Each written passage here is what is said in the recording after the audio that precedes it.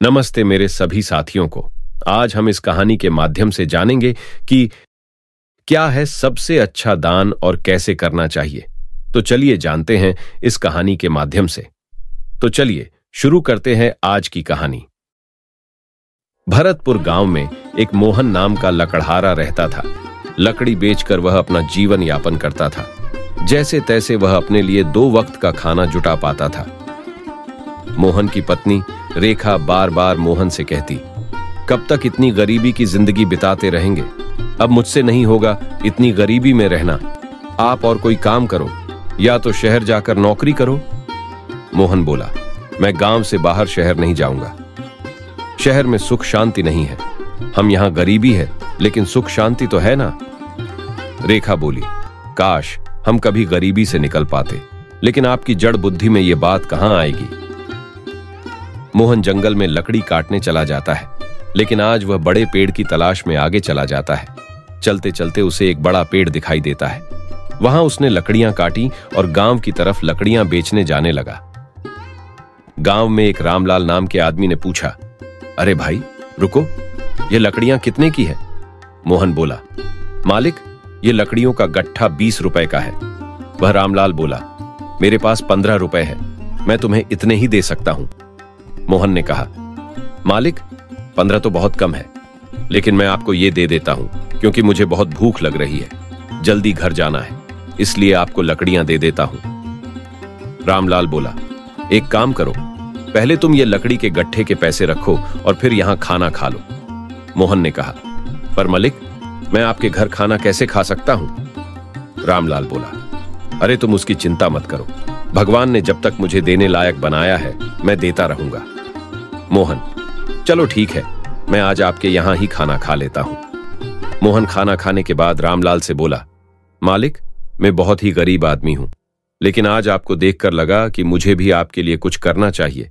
मैं ज्यादा कुछ तो नहीं कर सकता, लेकिन आपको सस्ते दाम में लकड़ियां देकर जाऊंगा। इतना कहकर मोहन चला जाता है।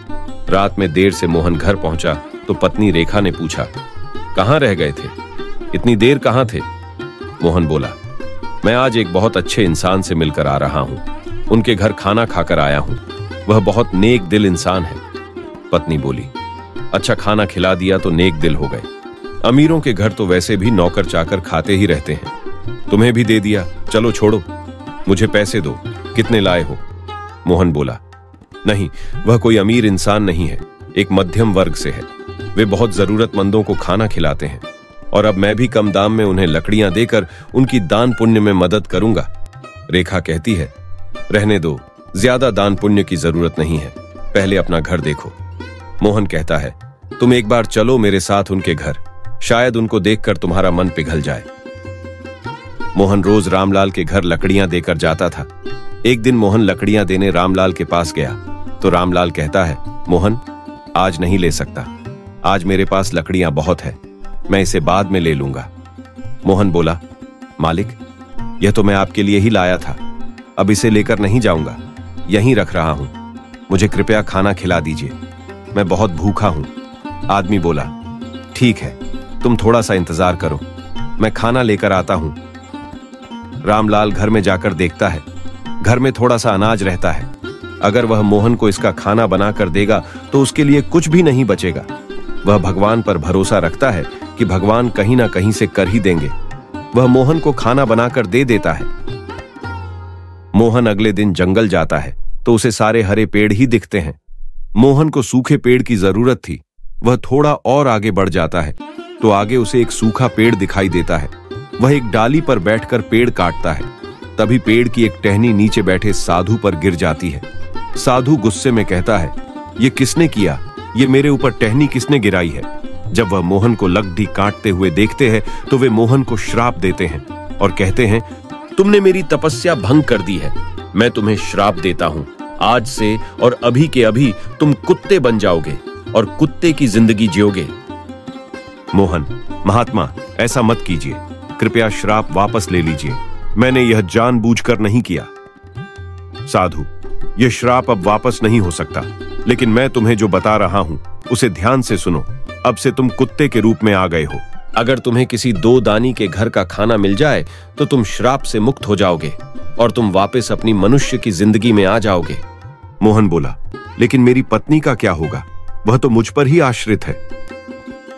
साधु बोले, उसकी चिंता मत करो, भगवान उसकी हर इच्छा पूरी करेंगे और तुम जब श्राप से मुक्त हो जाओगे तो भगवान तुम्हें बहुत धनवान और सुखी बना देंगे। अब मोहन कुत्ते के रूप में आगे बढ़ते हुए सोचता है, मैं कहां जाऊं? कौन है आज के जमाने में इतना अच्छा दानी?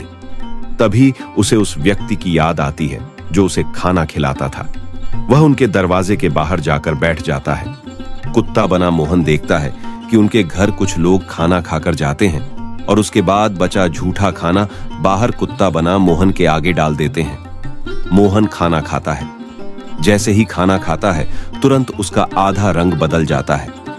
मोहन बहुत खुश होता है और सोचता है, महात्मा जी से श्राप लेकर मैं धन्य हो गया, क्योंकि श्राप मुक्त होते ही मैं धन धान्य से भरपूर हो जाऊंगा, सुखी जीवन बिताऊंगा। चलो गांव में चलकर देखते हैं कि कोई और दानी हो तो वहां खाना खाकर श्राप से मुक्त हो जाऊंगा। गांव में घूमते घूमते कुत्ता बना मोहन एक आदमी को देखता है कि वह भैंस दान कर रहा है। मोहन सोचता है, इससे बड़ा दानी कहां होगा।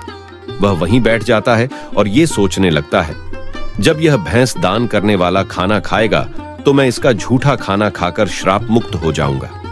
रात में वह आदमी खाना खाकर बचा खाना बाहर डाल देता है।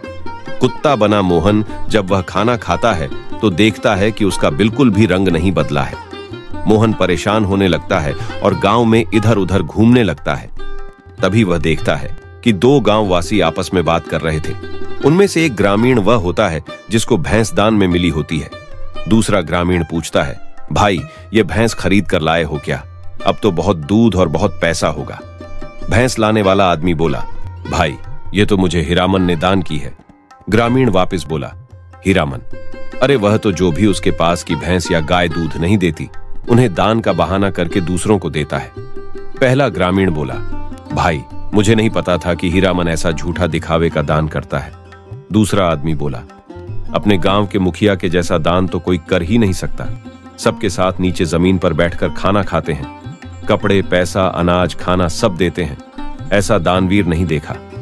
कुत्ता बना मोहन यह बात सुनकर मुखिया के घर के बाहर बैठ जाता है। रास्ता देखता है कि उनके झूठे खान की। सबका खाना हो जाने पर बाहर पत्तल में झूठा खाना फेंक दिया जाता है। मोहन फेंका हुआ खाना खाता है, लेकिन उसका रंग नहीं बदलता। ये देखकर वह बहुत आश्चर्य में पड़ जाता है और जंगल में साधु के पास जाकर सारी बात बताता है। साधु कहते हैं, ये मुखिया के द्वारा कमाया गया धन या दान नहीं है। ये तो लोगों से कर वसूल करके लोगों की मजबूरी में उनका फायदा उठा करके पैसों से दान कर रहा है। ये दान भगवान को भी मान्य नहीं है।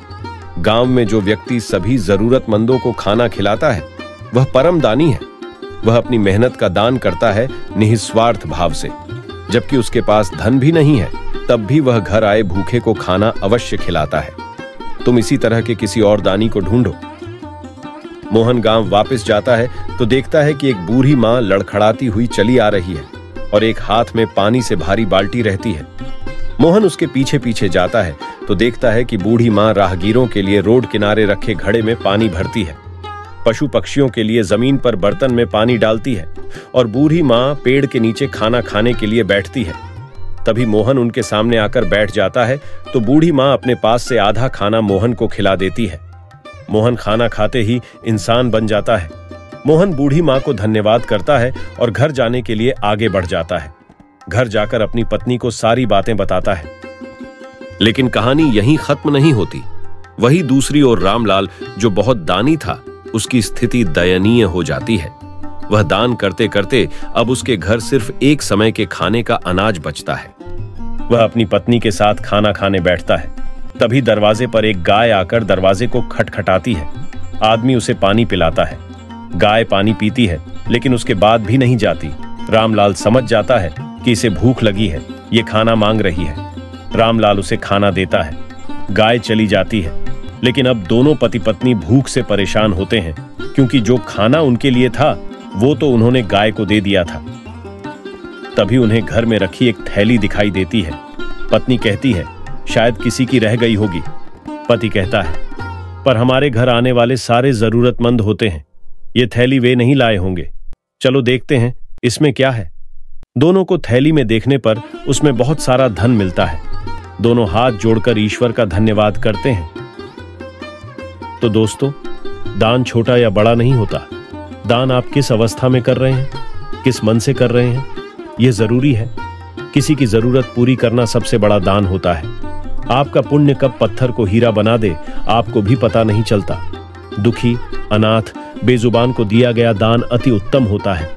इसलिए हम सभी को आपदाग्रस्त, अनाथ, अपंग, विधवा, किन्नर समाज आदि को दान करना चाहिए। इसी का हमें अनंत पुण्य मिलता है। अगर आप समर्थ नहीं हैं तो कम से कम पशु पक्षियों के लिए दाना पानी, गाय के लिए चारा रोटी की व्यवस्था कर सकते हैं। थोड़ा सा अभी का किया गया दान आपको आगे बहुत कुछ देने के लायक बना देगा। तो दोस्तों, कैसी लगी हमारी ये कहानी? अगर कहानी आपको पसंद आई तो हमें कमेंट बॉक्स में जरूर बताएं और ऐसी और कहानी सुनने के लिए इस चैनल को सब्सक्राइब करें। धन्यवाद।